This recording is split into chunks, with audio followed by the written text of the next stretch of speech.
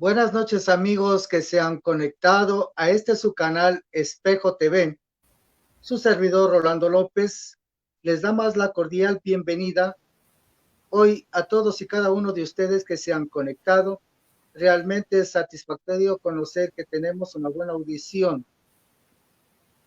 Hoy martes tenemos 10 de noviembre del 2020 en la dimensión de educación, cultura e identidad. Educación, ¿por qué?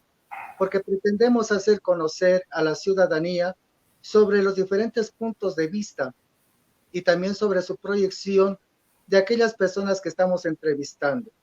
Cultura, porque estamos generando el conocimiento en base de tradiciones y también en base de la proyección y la perspectiva que tiene cada uno de los ciudadanos de la provincia del Carchi, del Cantón Espejo y también de nuestro país. E identidad, obviamente, porque Espejo TV llega a sus hogares a través de esta identidad de Espejo, el Cantón Espejo donde se origina con el apoyo tecnológico desde la ciudad de Quito para el Ecuador y también para el mundo. Nuestro propósito fundamental es generar opinión para el conocimiento sobre diferentes temas del convivir ciudadano, y en especial en esta noche sobre la proyección de los futuros asambleístas que serán elegidos democráticamente el domingo 7 de febrero del 2021.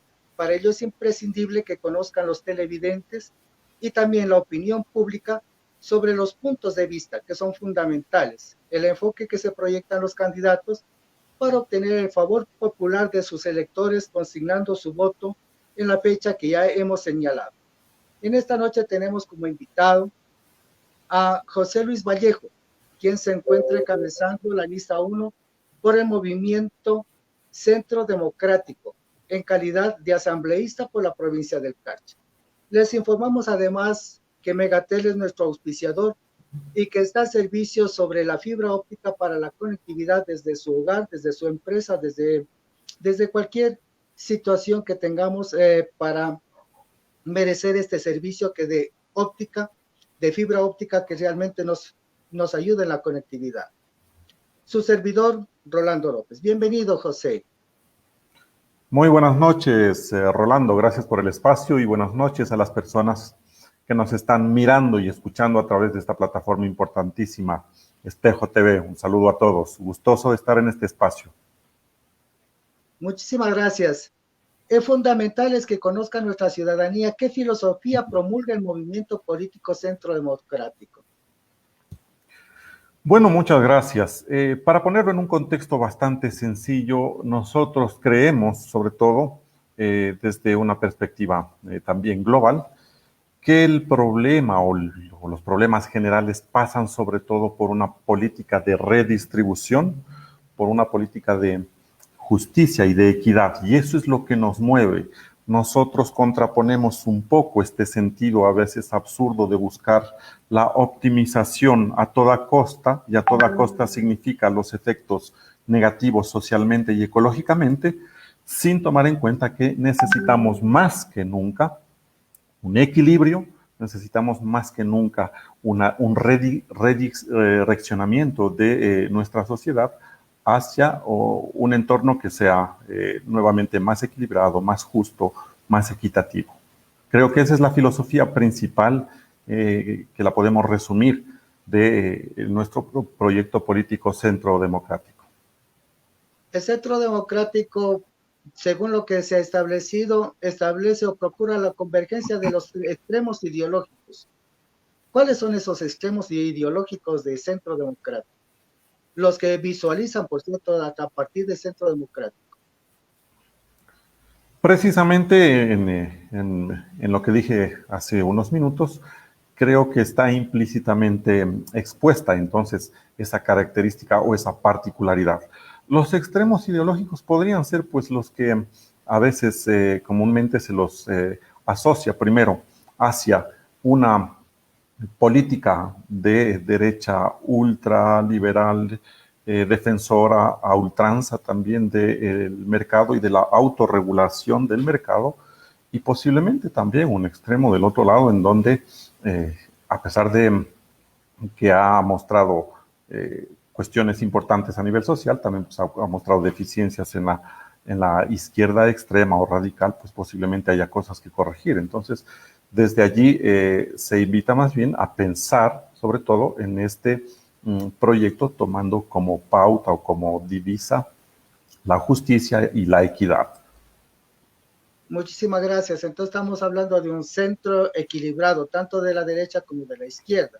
Es decir, coge las cosas positivas de la derecha y también cosas positivas de la izquierda. Me imagino que ese es el sentido.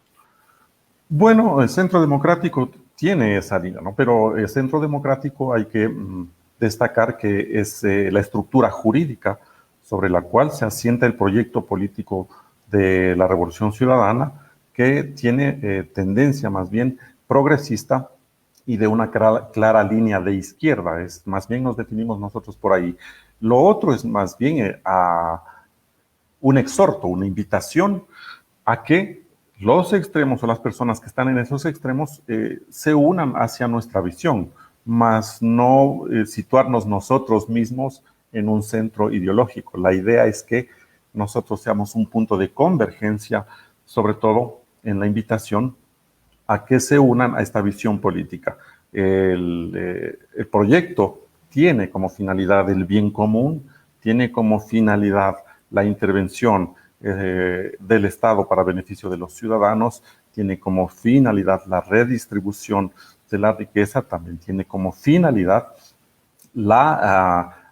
asumir con responsabilidad también los perjuicios o los desafíos o los retos que implica también un sistema económico como el que estamos pasando. Entonces, claramente nuestra visión es de una línea de izquierda progresista, pero invitamos en esta estructura a las diferentes personas que podrían eventualmente tender una línea política a veces más lejana, digamos. Necesitamos sobre todo unidad, y en esa unidad pues obviamente tenemos todos puntos comunes, puntos que nos identifican, y sobre esos puntos queremos trabajar. Qué importante es conocernos sobre el punto de vista de Centro Democrático, que también es muy importante que se genere una estructura de conocimiento sobre cuáles son los ideales filosóficos, hablemos así, de la derecha, y los ideales filosóficos de la izquierda, y también cuál es nuestra proyección, porque si bien es cierto, un país con pleno conocimiento de lo que pretende, pues obviamente va a llegar a buen puerto con un rumbo firme. Más bien, ¿quién es José Luis Vallejo? Cuéntenos. Bueno, Rolando, muchas gracias. José Luis Vallejo, soy ciudadano tulcaneño, profesor universitario. Me he educado en universidades públicas en el Ecuador y en el extranjero. Soy becario, o fui becario, de la convocatoria 2013 en el gobierno de la Revolución Ciudadana. Tuve oportunidad de hacer estudios doctorales. Soy 14 años docente de la Universidad Politécnica Estatal del Carchi. Y desde allí, pues es mi trinchera principal, digamos, de trabajo con la sociedad, ¿no? Mi vinculación con la sociedad tiene mucho que ver con, primero, los estudiantes, con la comunidad universitaria, pero con lo que hay detrás de esa comunidad universitaria. Es decir, nosotros miramos más allá y desde ese espacio tenemos la oportunidad también de conocer la realidad local, la realidad nacional, la realidad global. Adicionalmente, pues yo comparto también un espacio cultural porque soy músico por pasión, y creo que la música, la academia, la reflexión y ahora la política pues tienen la oportunidad de generar una reflexión importante y de tener conocimientos de causa más objetivos, pero siempre con pasión, siempre con cariño, siempre con responsabilidad y honestidad para nuestra patria. Realmente la academia es un puntal de desarrollo de nuestra comunidad y de nuestra sociedad.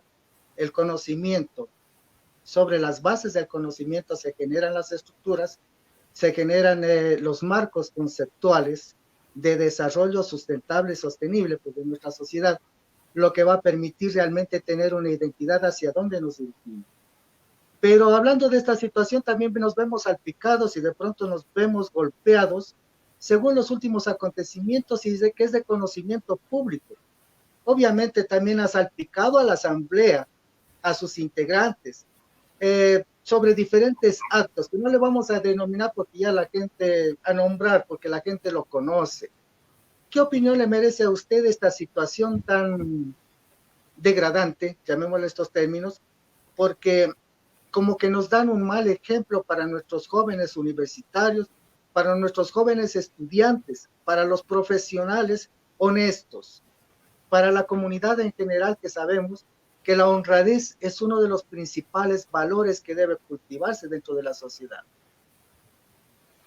Bueno, pues allí hay algunos puntos importantísimos que los debemos tratar, Rolando. Lo primero, que efectivamente la función de la Asamblea en la actualidad tiene un grado de aceptación bajísimo, se habla del 3 o el 2%, que es uno de los niveles más bajos en la historia democrática de nuestro país. Y que pues eso nos deja también una lección y una profunda reflexión a nosotros como ciudadanos. ¿Qué es lo que queremos? Que precisamente estos momentos difíciles, estos momentos oscuros, digamos, en la historia política de nuestro país, generen cambios radicales, por un lado, cambios objetivos también, por otro lado, a partir primero de una propuesta nueva, a partir de una propuesta fresca, si se quiere, pero también a partir de una propuesta con técnica y con valores. Creo que las dos cosas son importantes. Tenemos necesidad, por un lado, de cumplir un rol profesional apoyados en el conocimiento, pero también tenemos necesidad de cumplir un rol a la altura de las expectativas de nuestros ciudadanos, y ese rol pasa fundamentalmente por los principios, ¿no es cierto? Este principio de honestidad, de transparencia y de responsabilidad. Y tal vez hay un segundo componente, digamos, si le ponemos así. El ciudadano, pues, tiene, o nosotros como ciudadanos tenemos la posibilidad, tal vez de las pocas posibilidades en las que realmente podemos decidir a través de este proceso participativo de el voto. Y el voto, pues, es finalmente la confianza que nosotros depositamos en que las personas elegidas cumplirán el rol que nosotros queremos. Allí la reflexión, nuevamente, y aunque redunde, es importantísimo porque queremos que nuestra población, nuestros ciudadanos, hagan una comparación, piensen en qué es lo que está sucediendo, en quiénes son las personas que están nuevamente queriendo participar en esta ley electoral, quiénes son los que han hecho, quiénes son los que han trabajado, quiénes no se merecen, quiénes sí se merecen, y que más allá de esas posibilidades, a veces basadas en criterios económicos de los candidatos, se fijen precisamente en estos dos pilares, ¿no? En el del perfil profesional del candidato y también el perfil como persona, de responsabilidad, de los valores. Creo que el elemento ideal que debe constituir la Asamblea debe ser con estas características: profesionalismo y valores. Qué importante escucharle decir eso sobre el perfil profesional.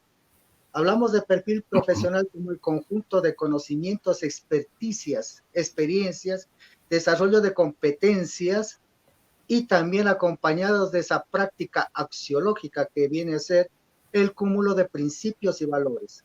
Si bien es cierto entender que es el servicio a la comunidad a través de una gestión importante, hablemos de cualquier gestión, y más importante, la gestión legislativa que vincula el realizar, el modificar leyes para el bien común. Si bien es cierto, pues no quería topar este tema, si bien es cierto, hemos tenido a través del discurso, ese discurso que lo decía Rafael Correa, con ese perfil profesional, es decir, con aquellos doctorados, etcétera, etcétera. Existía el perfil profesional, el cúmulo de conocimientos, desarrollo de competencias, pero como que nos falló algo, nos falló lo que estamos precisamente en tema de discusión. Y no me refiero como persona como tal, posiblemente es una vinculación de una red de otros elementos que no son precisamente los principios y valores que le llevaron hacia la conducción de otro camino, otro derrotero, otro sendero. Y de ahí que tenemos nosotros pues realmente muchas personas que están fuera del país y no queremos tapar el sol con un dedo y decir que realmente hacer la defensa sobre eso. porque los hechos están dados, o sea, el vestigio, hablemos de vestigio porque ya pasó algún tiempo, las pruebas están determinadas y pretender desarrollar una macroestructura en decir que es una persecución política, realmente es como que no queremos comprender qué es lo que realmente ocurrió durante ese tiempo y podemos hacer una ligera síntesis de qué es lo que ocurrió. Y más bien pienso, se podría hacer esa síntesis, pero más bien pienso que con esa experiencia de lo que no se debe hacer, realmente reconocer sobre los elementos negativos y avanzar.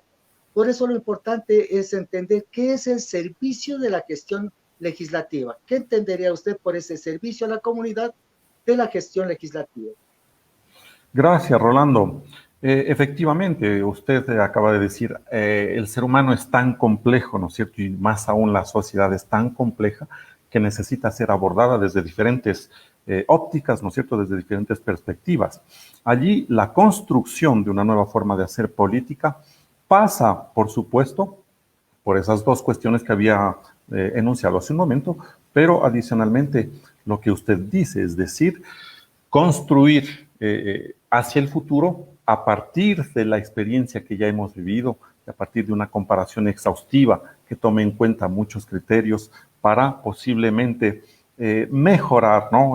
No volver a cometer errores y que sobre la marcha, pues como seres humanos posiblemente tenemos fallas y errores, pero sobre la marcha, al menor indicio de error, pues tratemos de corregirlo. Para mí, el servicio legislativo tiene que estar enfocado hacia tres principios que nosotros los defendemos.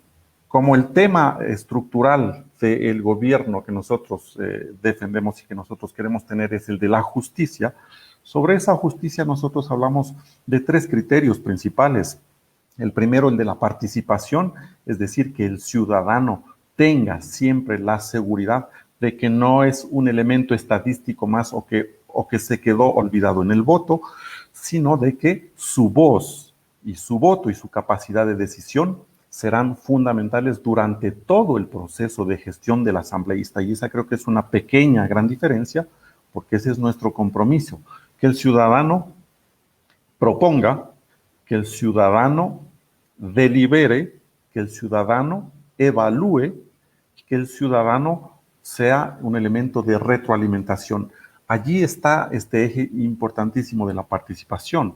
El siguiente criterio, el del reconocimiento, es decir, que nosotros tengamos conciencia que estamos trabajando para una sociedad compleja. Una sociedad compleja significa que existen muchos grupos a los que debemos prestar atención prioritaria y que esa atención prioritaria pues pueda cumplir las expectativas de esos grupos. Hablo de muchos grupos, por ejemplo, minorías o por ejemplo poblaciones o población vulnerable. Hablo también dentro de esta construcción que nosotros queremos hacer de política del elemento naturaleza, ¿no? Que sin ser persona también es parte del Estado. Es más, nosotros hemos consagrado los derechos de la naturaleza en nuestra Constitución y estamos por convicción primero y por obligación, estamos en esa dirección, ¿no? De efectuar ese reconocimiento hacia todos los elementos constitutivos de nuestro país. Y el tercer criterio, el que decía, es el de la distribución, es decir, que todos los procesos lleguen de manera justa a todas las personas, a todos los ciudadanos, tanto en los beneficios cuanto en los esfuerzos, ¿no? Porque una cosa es entregar beneficios o permitir beneficios para el ciudadano, pero asimismo, cuando hay fallas o cuando hay errores, también hay que asumir los sacrificios o asumir el costo de la responsabilidad. Entonces, entre esas dos direcciones, el criterio de distribución es elemental. Tenemos esas tres cosas, entonces, participación, reconocimiento y distribución. Y desde allí queremos, entonces, hacer una estructura de gestión transparente basada en dos cuestiones, digamos, simples. La una cuestión de forma y la cuestión de fondo. La de forma tiene que ver con el estilo que nosotros queremos implantar y la de fondo tiene que ver con las dimensiones que nosotros queremos trabajar dentro de esa asamblea, estimado Rolando. qué importante, realmente esto nos apasiona cuando hablamos en estos términos y que nuestra comunidad, también nuestros televidentes lo miren y también lo digieran para que puedan inferir sus propios conceptos. Usted está manifestando de una situación holística, integral e integradora. Eso es importante a partir de todo elemento, no hablemos únicamente de política, sino hablemos como el ser humano como tal, es holístico, es integral. No podemos trabajar separadamente las dimensiones, peor aún el agnosis o el conocimiento, que es la base fundamental del desarrollo para mirar con la práctica axiológica que habíamos mencionado. También hay cosas importantes como aquellas, por ejemplo, la función legislativa que establece en la Constitución Política del Estado. Dentro de la función legislativa, pues hay elementos como, por ejemplo, que algún rato lo dice la Constitución, declarar la incapacidad física o mental inhabilitante para ejercer el cargo de presidente de la República o resolver con el cese de funciones de acuerdo a lo previsto en la Constitución, manifiesta uno de los elementos.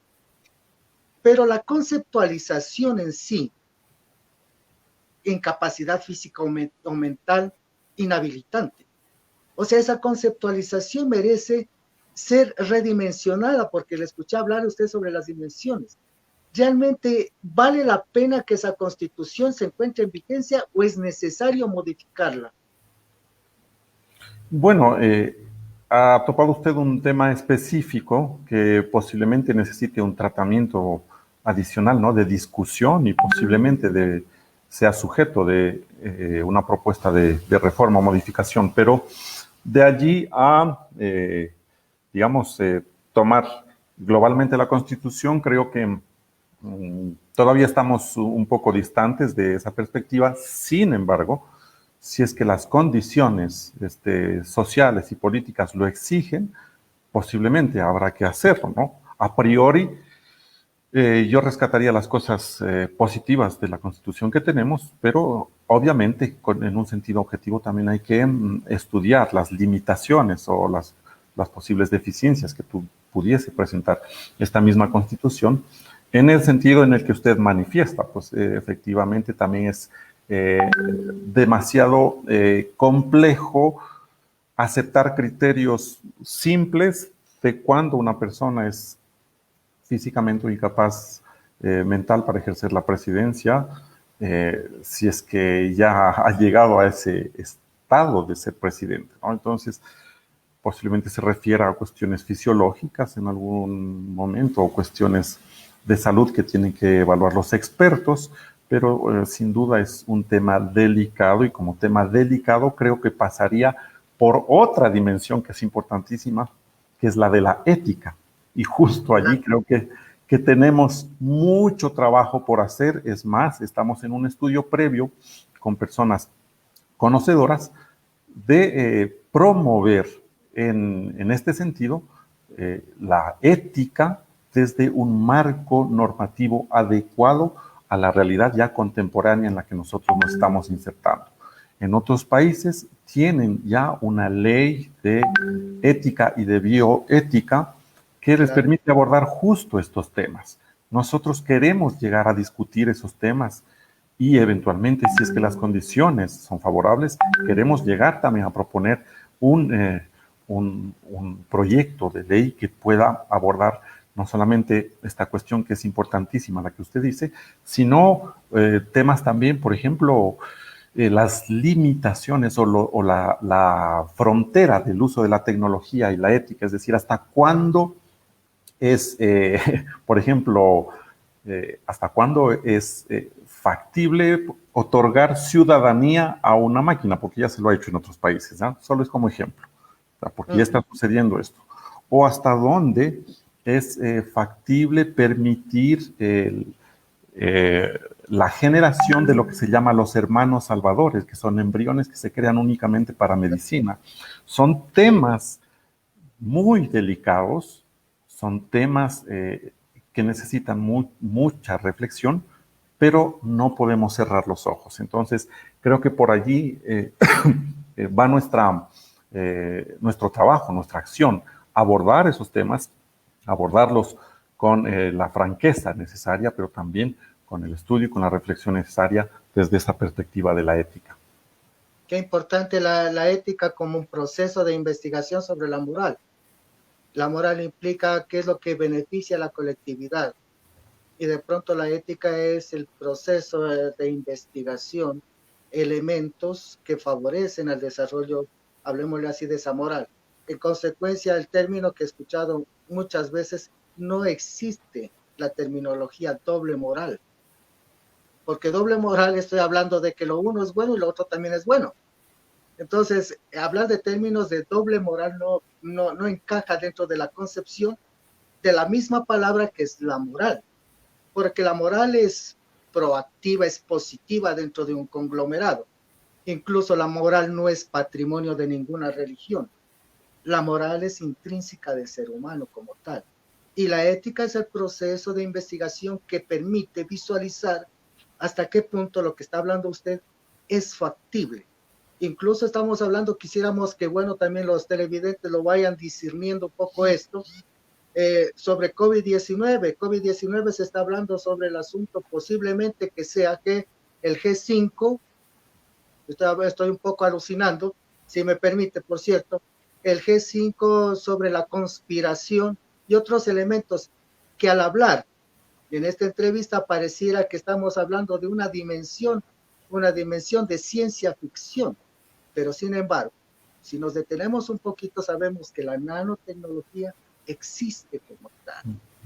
Y que sabemos que existió el proyecto HARP, que existieron muchos otros elementos que son increíbles para la razón humana sin el previo conocimiento. Es decir, aquella persona que conoce puede asumir, puede asimilar estos elementos. Es importante entonces avanzar sobre la ética como elemento fundamental, que nos va a permitir, hablemos de términos un poco más coloquiales, nos va a permitir cortarle la mano a los corruptos. Nos va a permitir decir, no, señor, usted tiene un lindo discurso, pero entre lo que dice, lo que piensa y lo que hace, no existe una coherencia. Por favor, tenemos que llegar al plano fundamental de lo que es el servicio a través de la legislación hacia la comunidad. Dentro, de hecho, la Constitución Política del Estado ya establece pues la participación del proceso en las reformas constitucionales, crear, modificar, suprimir algunos elementos, ¿no? Mediante la ley, etcétera. Esas son las funciones fundamentales de lo que corresponde. Ya tenemos un marco legal. Ese marco legal hay que revisarlo. De hecho, entonces estamos concordando de que puede ser revisado de acuerdo al desarrollo de las condiciones, tanto sociales como económicas, y en el momento sea oportuno. Algo importante también que dice la Constitución, dice aprobar o improbar los tratados internacionales en los casos que correspondan. Entonces, aquí ya viene a entenderse lo que es la política internacional. ¿En qué dirección vamos a trabajar al respecto? Si, por cierto, pues la comunidad, nuestros conciudadanos, así lo eligen a su lista, la lista número 1. Gracias, Rolando. Pregunta importantísima. Creo que debemos situarnos primero en el contexto global. Este contexto global ha sido descrito de manera extraordinaria, entre otros, por Wallenstein, que es un sociólogo que hace poco falleció, pero en Latinoamérica tenemos a Prebisch, que es más o menos la analogía, digamos, de la filosofía que puso Wallenstein. Se refiere a un cierto equilibrio de poderes, ¿verdad? No equilibrio de naciones, sino equilibrio de poderes. Ese equilibrio de poderes implica que siempre habrá asimetría, es decir, que siempre habrá alguien más que sea poderoso, y para mantener su estatus de poderoso, siempre va a tener que oprimir al menos poderoso, si lo podemos poner así en términos simples. Esa asimetría de poderes se le llama equilibrio, pero en realidad no es un equilibrio, es un equilibrio en la visión de ellos. Es decir, mantener su estatus, si se le puede decir así. Esa asimetría de poderes, entonces, ¿qué es lo que ha generado? Ha generado que a toda costa, pues, quienes son el centro, como decía Prebisch, vayan a efectuar las acciones que les parezcan pertinentes a la periferia, para mantenerse siempre como centro. Entonces, ese es el equilibrio del que se habla, digamos, en este sentido académico un poquito. Que el centro, para que siga siendo centro, va a tener que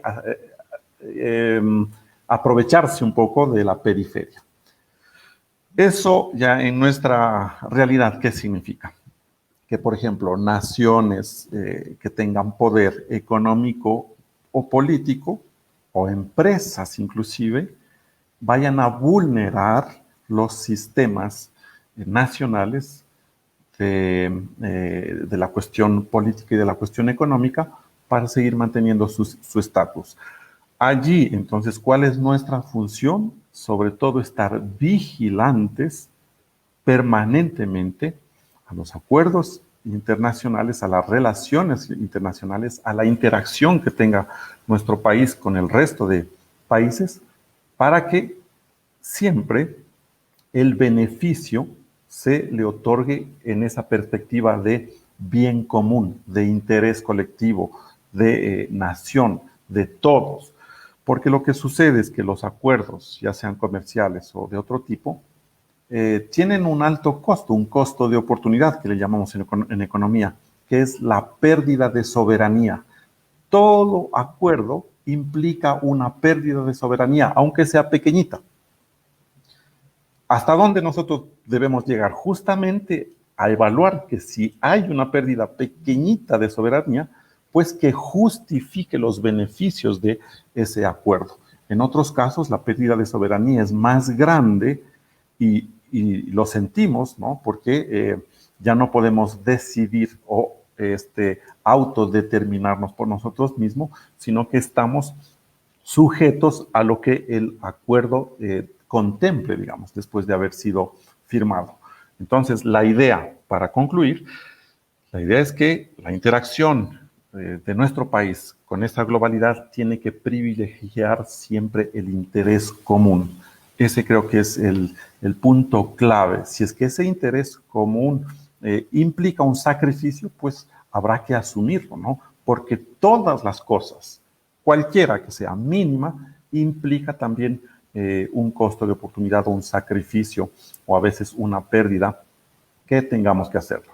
Esa sería más o menos la idea general de cómo nosotros pretendemos llegar. Obviamente, extender lazos a todos los países para trabajar más que en competencia, en cooperatividad, para que nuestro potencial pues se siga manteniendo. Es decir, nosotros ya no seamos el patro trasero de nadie, como peyorativamente se nos ha llamado, sino que defendamos nuestro espacio, defendamos nuestra posición a nivel internacional y que ese espacio y esa posición se hagan respetables como ya lo ha sido el Ecuador en algunas ocasiones, ¿no? Sobre todo el tema de recursos naturales, el tema de potencial tecnológico, también el tema del conocimiento como bien común, la cuestión de integrar siempre a la naturaleza, integrar siempre también a estas funciones de la naturaleza y sobre todo al ser humano en horizontalidad con la naturaleza, creo que nos permite desarrollar sinergias, si le podemos llamar así, con países que son hermanos, ¿no es cierto? Creo que ese es un punto importante. Los países que tenemos a veces particularidades, pero también compartimos características, debemos estar juntos. Y esa es una lección de vida cotidiana, ¿no? Quien se une logra fuerza y con esa fuerza también podemos lograr nosotros cosas importantes, no solamente para nuestro país, sino para la región. Qué importante es que la interacción, la dinámica que estamos hablando, la dinámica estamos entrando un poquito también a la teoría de los sistemas, esa dinámica, esa interacción, nosotros tenemos el suficiente poder de vida, llamémoslo en estos términos, porque nuestro país es sumamente rico en diversidad, diversidad climática, productiva. Lo que falta es tener la conciencia limpia para aplicar proyectos de vida en las diferentes comunidades. Realmente, como usted señala, esas sinergias de países comunes, con esa hermandad, con esa diversidad étnica, con esa diversidad cultural, esa pluriculturalidad que tenemos, nos hace realmente el tesoro del mundo, porque qué país, qué poder que tendría algún país con esta diversidad que tenemos el Ecuador. Y miren ustedes, son ellos los que tienen el poder, pero entonces queremos entender el poder dónde está. El poder está en la interacción de lo que es el sentido común. En consecuencia, todos estos elementos son tan importantes que nuestra colectividad debe asimilarlos y también discernir sus puntos de vista para ver quién lleva este discurso a la asamblea. Porque si bien es cierto, por un lado, pues existe la legislación, ¿no es cierto? Pero entre tramañado la situación, entrelazada la situación de negociaciones internas entre los asambleístas, caso omiso se hace a la conceptualización como tal. Y de hecho lo único que les importa es lo que estamos obviamente mirando, salvar la cabeza de alguien, juzgar a alguien y se acabó. Pero en el fondo, ¿qué pasa? Y dentro de eso, como dije al principio, pues cortarle las manos a aquel que coja lo que no le corresponde porque es patrimonio del pueblo. Y el patrimonio del pueblo es sagrado. En consecuencia, hay cosas tan elementales como esto de la fiscalización, tanto de la función ejecutiva, electoral, de transparencia y control social, y de los otros órganos del poder público. Hablamos de Contraloría General del Estado, que realmente ya tendríamos toda la noche para hablar sobre esos temas. Pero esas son las funciones delicadas que usted ha manifestado, toca hacerlo. Además de ello, pues tenemos elementos tan importantes que creo que en la noche no nos va a alcanzar. Hay como conceder amnistías. ¿Cómo le podríamos estar? Eso está en la Constitución Política del Estado. Conceder amnistías por delitos políticos e indultos por motivos humanitarios. ¿Cómo entender eso? Pues sobre todo yo creo que hay que tener claro, usted ha dicho algunas cosas muy importantes, fundamentales desde mi perspectiva. Primero, lo de la conceptualización, yo creo que es la base para el cambio de una sociedad.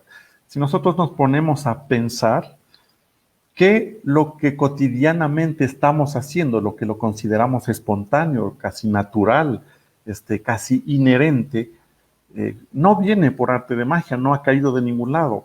Tiene una base conceptual que en algún momento se expandió. La idea, por ejemplo, del desarrollismo y cómo nosotros entendemos al desarrollo, posiblemente es un concepto que nos vino de otro lado, o la idea, sobre todo en la derecha, pues que crecimiento económico es lo que nos va a salvar, también tiene una base conceptual. Asimismo, la forma de hacer política tendría una base conceptual que eventualmente pues está direccionada no a ese bien común que hacíamos referencia hace un momento, sino que está direccionada a ser más bien funcional a ciertos intereses. ¿A qué me refiero? A que la acción tiene que ser, sobre todo dentro del marco normativo, en beneficio de la justicia y no en beneficio de a veces poderes políticos o de partidos políticos, o más general, en beneficio de una visión politiquera, es decir, el uso de todo ese sistema estatal, de la parte del Ejecutivo, de las partes de instituciones de control y del Legislativo, tiene que encaminarse única y exclusivamente a los objetivos nacionales con transparencia, con ética, como lo habíamos dicho, pero siempre pensando en que no debemos beneficiar a nadie bajo fines políticos, sino a la luz de lo que la ley nos diga y a la luz de los debates, ¿no?, argumentados que nos permitan tomar ciertas decisiones. Qué importante. Mire que hablábamos sobre la fiscalización y dentro ya de la función legislativa, dentro de la ley orgánica de la función legislativa, se establece que los asambleístas pueden requerir a los servidores y servidoras públicas las informaciones que consideren necesario para esta fiscalización. Realmente es muy duro, pues como que está todavía vinculado, está articulado a algunas personas con malos hábitos y que de pronto que no pretendemos prejuzgar ni juzgar porque no estamos para ello, no somos quienes, pero sí es necesario tomar en cuenta cómo se podría desarrollar a través de la transparencia que esa información sea veraz. Ya, es bien importante lo que usted menciona, Rolando. Aquí podemos pensar más o menos en lo que ya se está haciendo, en lo que ya se ha hecho, en una construcción colectiva de información. Y esa información tiene que ver también con el rol participativo de cada ciudadano en tanto en cuanto veedor, ¿no es cierto?, de lo que nosotros estamos haciendo. Yo creo que esta transparencia tiene mucho que ver con la apertura de sistemas de información, sobre todo de interés público, a los ciudadanos, o más que apertura, el acceso, digamos, que haya disponibilidad en el tiempo, pero también disponibilidad en la pertinencia, es decir, que tengamos información oportuna en el momento preciso. Para eso, eventualmente habrá que tal vez disminuir trámites, ¿no es cierto?, burocráticos, levantar en otros casos a veces cierta información que por cuestiones políticas, no por cuestiones de objetivos nacionales, se las considera confidenciales, y que en esa perspectiva, pues, nosotros seamos como las hormiguitas de la transparencia o de la información, que vayamos construyendo colectivamente un sistema abierto de información en el cual todos podamos aportar, pero también todos podamos beneficiarnos para que seamos partícipes y evaluadores de lo que están haciendo nuestras autoridades o de lo que el propio Estado está haciendo o de lo que nosotros mismos como ciudadanos estamos haciendo en un sistema más grande. Yo creo que ese sería un principio básico. Lo de las leyes, obviamente, es un marco jurídico apropiado, pero leyes ya existen, posiblemente habrá que mejorar ciertos mecanismos, más bien de cuestiones que tienen que ver con la tecnología, pero hay que pensar en, perdón, que estos dos grandes ejes, el que digo, el de las leyes y el de la cuestión tecnológica, faciliten la vida al ciudadano y faciliten la vida también a los ciudadanos que en un momento están cumpliendo el rol de autoridades eventualmente. Esto nos lleva directamente, casi por un canal, a lo que implica la educación. Y la educación tiene que ver desde los ámbitos de nivel, llamémosle así, conocido por la generalidad, preescolar, escolar, básico y superior. Hoy conocido pues a nivel de la educación, de educación general básica, básica media, básica superior, bachillerato y superior, de lo que corresponde a las universidades. Todo este sistema de educación nos lleva a esto. Pero ya dentro del currículo, hemos notado que existen ciertas falencias sobre el aspecto operativo, y no me refiero a los docentes, me refiero al material que se ha entregado a los docentes, al menos en muchas asignaturas, porque en esto sí puedo dar fe, porque muchos de mis estudiantes incluso he manifestado que por favor corrijan y si es necesario mandar una carta al Ministerio de Educación que realmente esos textos están mal elaborados. Pero no se trata del texto o el contenido o la base del conocimiento científico en sí, sino lo que se basa es en la metodología de desarrollar el aprendizaje. Aprendizaje. No me estoy refiriendo a la situación de que los contenidos, sino el aprendizaje en sí, que sea un aprendizaje significativo. Y realmente la metodología, tengo que decirlo, debo ser muy crítico al respecto, no criticón, sino crítico con criterio profesional. Debo decir que el sistema que se implementó a través en el segundo periodo de Rafael Correa fue lamentable.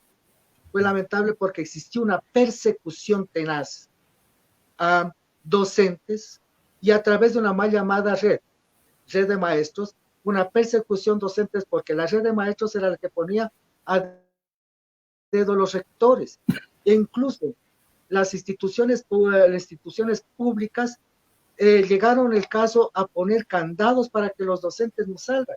Tenemos casos evidenciados de que muchas personas, muchos profesionales de la educación llegaron a un extremo del estrés, que esto sí ya derivó en enfermedades que son irreversibles, situaciones que realmente es lamentable. No lo puedo considerar genocidio porque no soy especialista en esto, pero sí vemos que realmente fue una situación, tal vez por el mal asesoramiento, una situación terrible en la que no benefició la educación, más bien hizo una caótica situación que todavía es lacerante que se sigan esos pasos, porque no ha cambiado la metodología, no ha cambiado el sistema en sí de educación. ¿Qué le merece? Porque vemos que dentro de las funciones hay un punto específico que es educación, ciencia y tecnología que le corresponde a las funciones que cumplen los asambleístas dentro de la Asamblea Nacional. Valga la redundancia. Gracias. Allí hay dos cuestiones. Usted me hace recordar justamente que el propio Banco Mundial, sin tomar, digamos, una visión política explícita, hace referencia a que el potencial de los países se apoya en dos cosas, en la salud y en la educación. Obviamente. Eso, y lo curioso, digamos, o lo destacable es que lo dice el Banco Mundial, o sea, los defensores de la acumulación, del crecimiento, de la apertura de las economías, ahora vuelven a las cuestiones más simples, si se quiere, pero más fundamentales a la vez, aunque suene un poco contradictorio. ¿Por qué? Porque en una reflexión muy sencilla, pues una población educada y saludable es una población productiva y una población productiva va a generar mayores beneficios para la sociedad. Pero claro, nosotros hemos visto que hay tareas pendientes tanto en la salud como en la educación. Consideramos que se han hecho cosas importantes, que se han hecho logros. Yo estoy más bien en este ámbito de la educación superior, la universidad. En mi experiencia, pues, podemos diferir, pero bueno, en mi experiencia yo considero que ha habido avances en la cuestión de la educación superior. Posiblemente en la educación media hayan tareas pendientes. La cuestión de reflexionar sobre una metodología es importantísimo, estoy de acuerdo, porque sea lo que sea, estamos utilizando esos recursos, el recurso humano, la infraestructura, ¿no es cierto?, el tiempo, y todo lo que utilizan nuestros queridos también estudiantes y los padres de nuestros estudiantes para que podamos en un espacio generar estos procesos de educación y de aprendizaje sobre todo, sean adecuados. Entonces, posiblemente haya que reflexionar con criterio, como usted dice, con una autocrítica. Es necesario hacer las cosas, las cuestiones que tengan que redireccionarse, modificarse, pues habrá que hacerlo así, porque en mi pensamiento, la educación y la salud no son negociables, son principios fundamentales para que nosotros pasemos a una nueva etapa, si le queremos llamar así, una nueva etapa de desarrollo en nuestro país, o una etapa en la que las personas tengamos la oportunidad de prosperidad o de florecimiento personal, para ponerlo en términos más sencillos, pero siempre apoyados en estos dos pilares fundamentales. No creo que debe toparse, hablando en términos de presupuesto, la educación hacia abajo, más bien debería revisarse hacia arriba, porque eso es lo que nos va a permitir, y eso tenemos que entender, queridos ciudadanos que nos escuchan o nos miran, que en el mediano y largo plazo se verán los resultados, pero es necesario actuar hoy. Por supuesto, significa sacrificios importantes. ¿Por qué? Porque adicionalmente estamos atravesando esta crisis sanitaria, la crisis de la pandemia, que también nos deja muchas lecciones, pero las dos fundamentales son esas, ¿no? Que sin salud y sin educación no vamos a llegar muy lejos. Y allí sí es necesario dar ajustar los tornillos, digamos, ¿no? O dar un vuelco a esa visión que tenemos tal vez muy tradicional de lo que es la educación y pasar a cuestiones inclusive más pragmáticas, ¿no? Con una metodología más cercana que nos permita al mismo tiempo, dada este contexto de pandemia, incluso a los profesores, a los estudiantes, ser autosuficientes en una partecita, ¿no? No en todo, pero sí en una partecita, ¿no? Porque no siempre vamos a tener esa disponibilidad de tener nuestros recursos a disposición.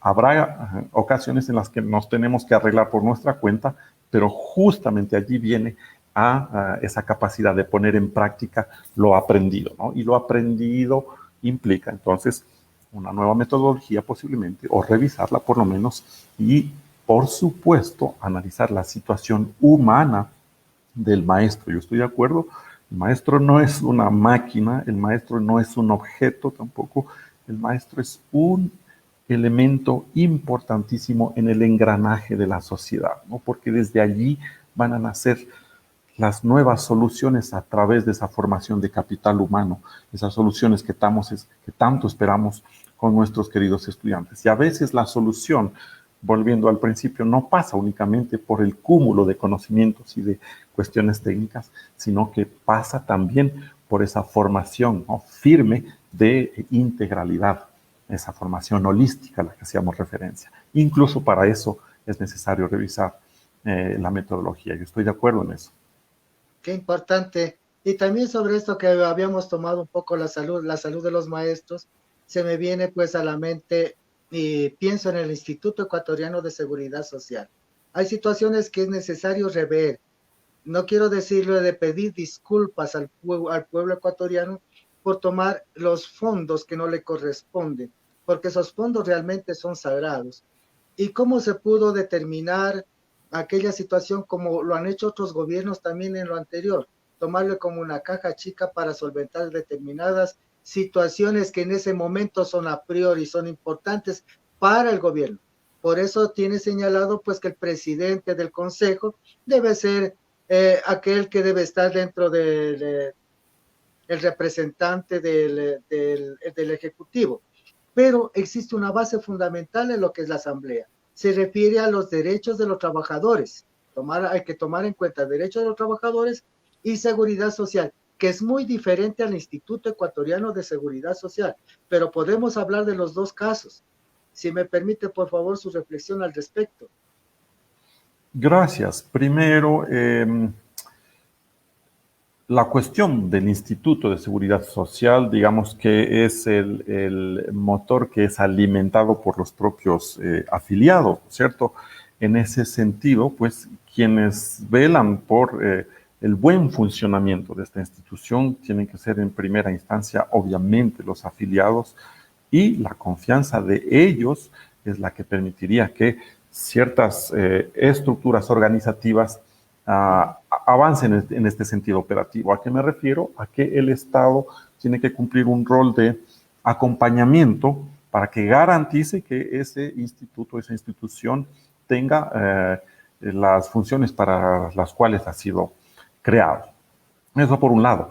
Ahora, la cuestión de seguridad social, pues pienso que ha habido ciertos avances, pero indudablemente sigue siendo tarea pendiente. No estamos llegando a un 100% de cobertura por un derecho propio. Todas las personas tenemos esa posibilidad, por lo menos en la letra, ¿no es cierto?, de tener seguridad. Sin embargo, esto en la práctica no es cierto al 100%. Hay grupos vulnerables vulnerables me refiero a la inestabilidad económica, que por el rol de su propia actividad, pues no pueden acceder a lo que hoy la infraestructura o la estructura del seguro ofrece, y que sería necesario pensar también en ampliar estos servicios o ampliar la cobertura hacia ciertos grupos de población, inclusive de los estudiantes. A mí me parece curioso, no digo que sea malo ni que sea bueno, pero sí me parece curioso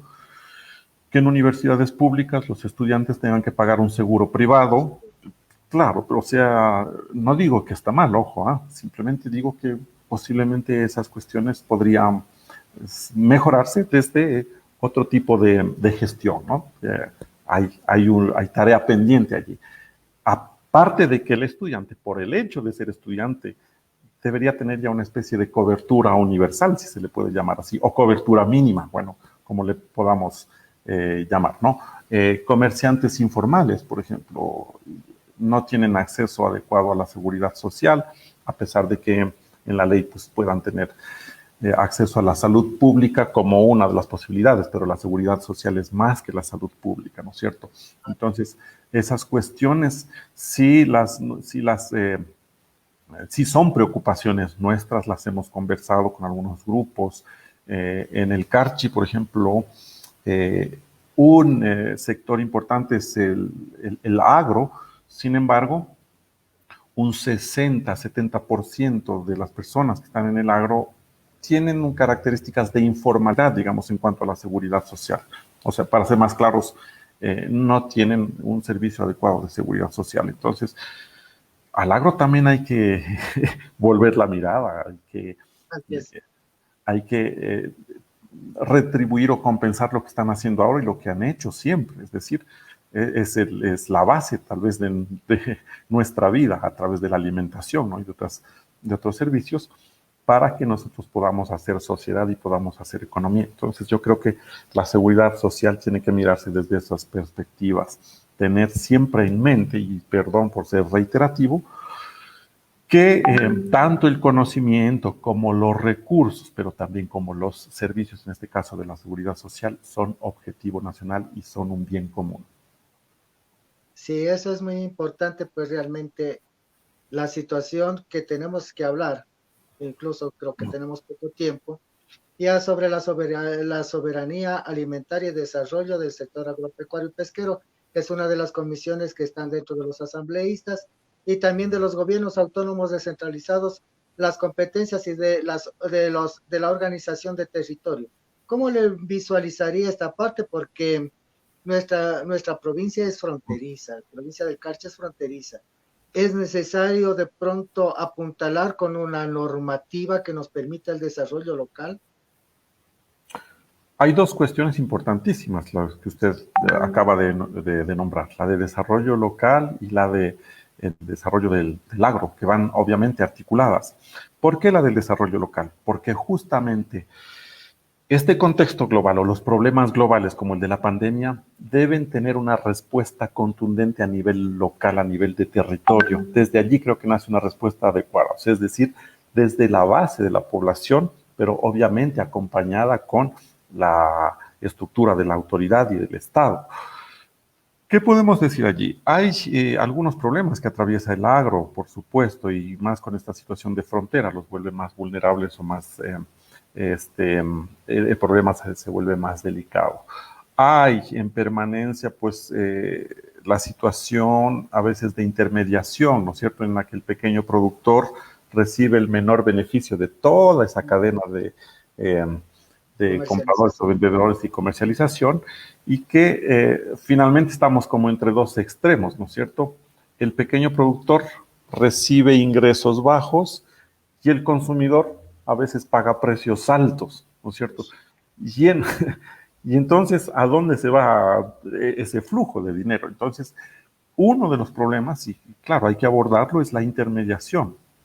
La intermediación bien llevada posiblemente es beneficiosa, ¿no? Porque no siempre tenemos canales adecuados para que el producto llegue al consumidor final, pero en otros casos sí hay que revisar. Entonces yo creo que en ese sentido sí es necesario estudiar un conjunto de incentivos, de normativa que le dé seguridad primero al pequeño productor y al productor del agro en general, al campesino, y que también le dé seguridad al consumidor, a las personas. O sea, es feo hablar de consumidor, pero bueno, en este contexto específico del mercado hablemos del consumidor. Yo digo más bien ciudadano y decía estas dos cuestiones específicas, porque cuando se asegura que el campesino tenga ingresos adecuados, automáticamente su calidad de vida va a mejorar, ¿no? Porque en permanencia está como en una deuda, digamos, continua, ¿no? Deuda entre los insumos que necesita y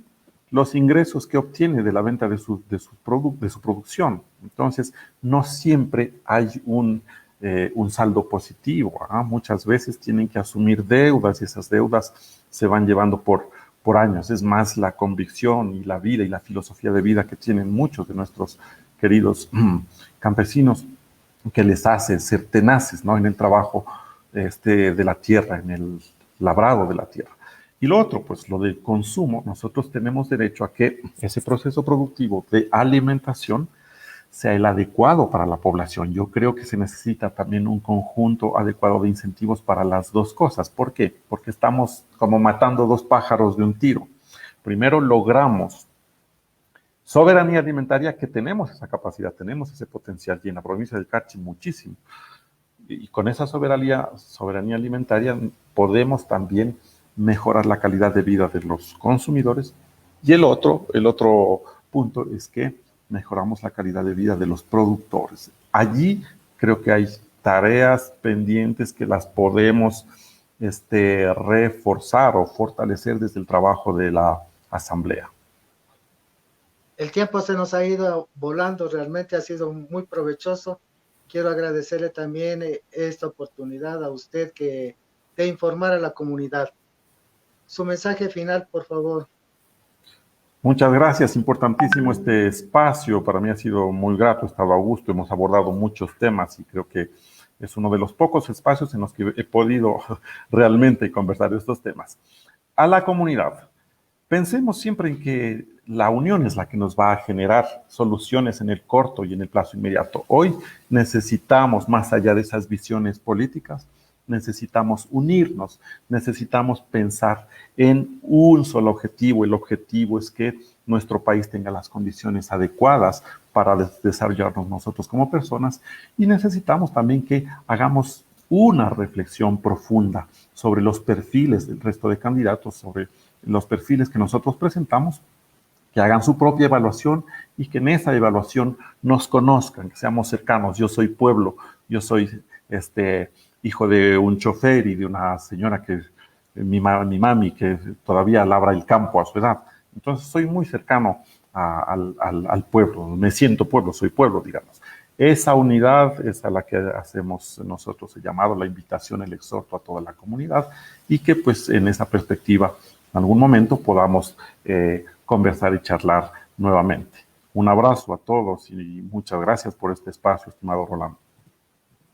Muchísimas gracias a ustedes también que se han conectado a Espejo TV. Está en vuestra consideración la decisión. Se sabe pues que la voz del pueblo es la voz de Dios. Y los pueblos eligen los gobernantes que quieren que los gobiernen. Realmente dejamos a esto a discreción también, al análisis de su convicción, de su marco conceptual, de su modelo mental incluso, para que sepa llevar adelante el sagrado deber de sufragio el 7 de febrero del año 2021. Gracias a ti, José Luis, y será hasta una próxima oportunidad. Una linda noche. Muchas gracias nuevamente. Una buena noche.